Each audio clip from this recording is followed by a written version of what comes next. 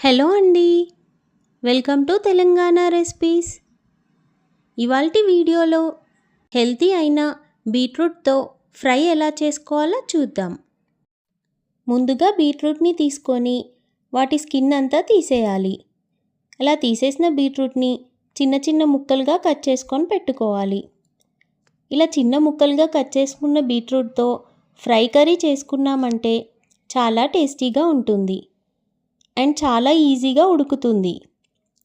ఇంకా పచ్చిమిర్చిని 3 లేదా 4 తీసుకొని చిన్న ముక్కలుగా కట్ చేసుకోవాలి. ఉల్లిగడ్డను తీసుకొని చిన్న ముక్కలుగా కట్ చేసుకొని పెట్టుకోవాలి.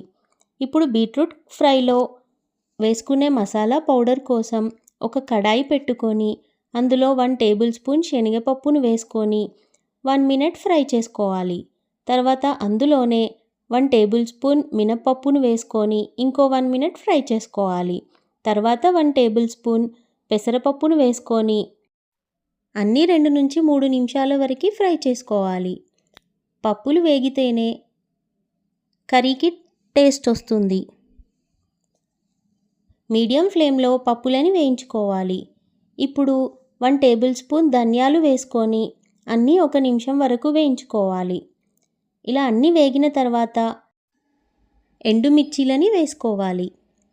మనం ఈ బీట్రూట్ ఫ్రైలో కారపొడిని వేసుకోము, అందుకే ఎండుమిర్చీలని ఎక్కువగా వేసుకోండి. మీరు ఎక్కువగా స్పైసీగా తింటే ఎండుమిర్చిని ఇంకొన్ని ఎక్కువగా వేసుకోండి, లేదంటే కొన్నే వేసుకోండి. ఇలా ఎండుమిర్చి వేసుకొని 2 నుంచి 3 నిమిషాల వరకు అన్నీ ఫ్రై చేసుకోవాలి.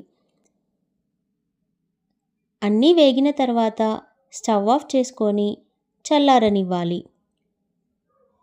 ఇప్పుడు చల్లారిన వీటిని మిక్సీ జార్లోకి తీసుకొని పౌడర్ లాగా గ్రైండ్ చేసుకొని పెట్టుకోవాలి.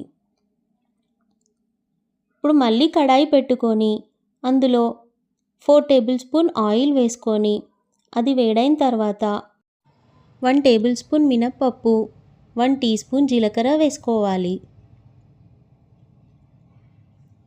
అవి వేడైన తర్వాత కట్ చేసి పెట్టుకున్న ఉల్లిగడ్డలు ఇంకా పచ్చిమిర్చిని కూడా వేసుకోవాలి.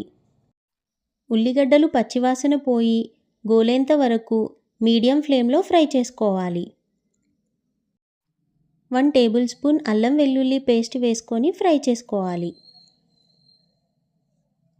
1 టీ స్పూన్ పసుపు వేసుకొని కలుపుకోవాలి. అందులోనే కరివేపాకును వేసుకొని కలుపుకొని కట్ చేసి పెట్టుకున్న బీట్రూట్ ముక్కల్ని వేసుకోవాలి.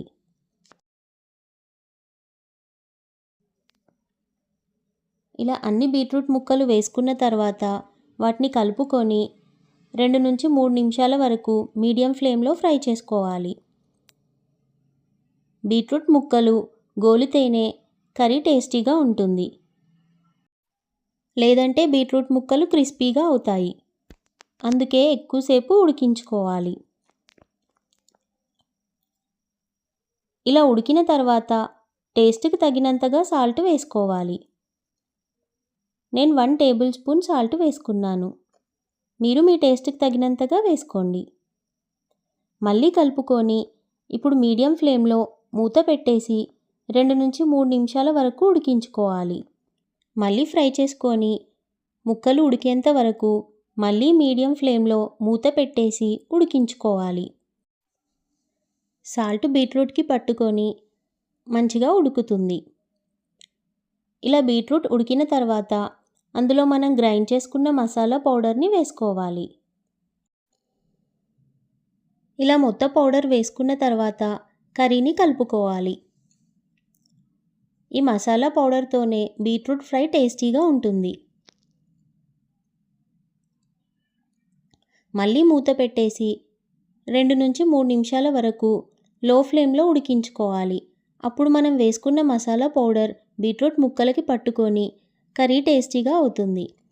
ఇలా కర్రీ అయిపోయిన తర్వాత కొత్తిమీరని వేసుకొని లో ఫ్లేమ్లో ఇంకో 2 నిమిషాలు మూత పెట్టేసి ఉడికించుకోవాలి.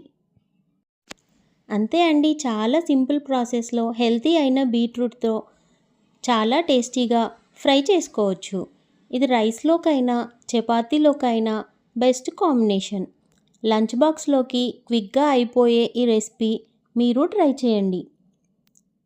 మీకు ఈ రెసిపీ నచ్చినట్టయితే నా వీడియోకి లైక్ చేయండి, షేర్ చేయండి, పక్కనే ఉన్న బెల్ ఐకాన్ని క్లిక్ చేయండి.